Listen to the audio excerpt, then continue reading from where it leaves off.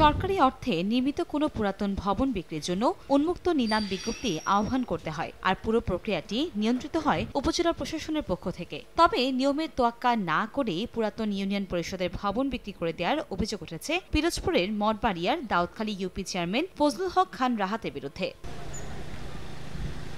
শুধু এখানেই থেমে নেই, লোহার ব্রিজে মালামাল বিক্রি সহ রাস্তার ইট তুলে নিজের ঠিকাদারি কাজে ব্যবহারেরও অভিযোগ রয়েছে এই ইউপি চেয়ারম্যানের বিরুদ্ধে। এতে এলাকায় সমালোচনার মুখে দায় স্বীকার করে উপজেলা প্রকৌশলীর কাছে লিখিতভাবে ক্ষমা চেয়েছেন অভিযুক্ত জনপ্রতিনিধি। তবে স্থানীয় রাজনৈতিক মহলের ছত্রছায়ায় ব্যবস্থা না নেওয়ার অভিযোগ স্থানীয়দের। বিমগুলা ওই যে মেম্বারে ওই লোকজন দিয়া তোলাই আনার পর মানুষের অনেক দুর্ভোগ।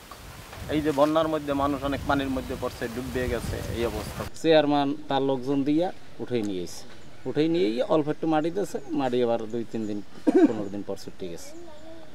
এখন তো মানুষের খুব দুর্ভোগ আমাদের এলাকায়। এদিকে ঘটনা তদন্তে সাংবাদিকদের উপস্থিতি টের পাওয়া মাত্রই পালিয়ে যান ইউপি চেয়ারম্যান। পরে মুঠোফোনে দাবি করেন এই বিষয়ে জড়িত নন তিনি। নগদে 500 টাকা বা তার বেশি পেমেন্টে পেতে পারেন ঢাকায় জমিসহ 20 কোটি টাকার পুরস্কার।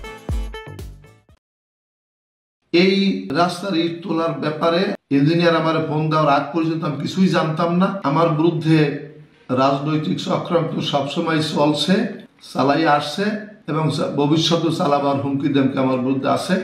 অনিয়মের বিষয়ে জেলা অফিসকে জানানো হয়েছে বলে জানান সংশ্লিষ্ট কর্মকর্তা। বর্তমান চেয়ারম্যান ফজলুল হক রাহাত খান,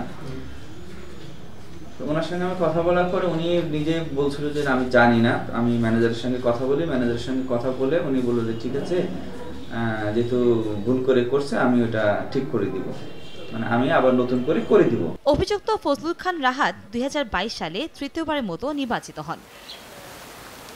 সময় সংবাদ, পিরোজপুর।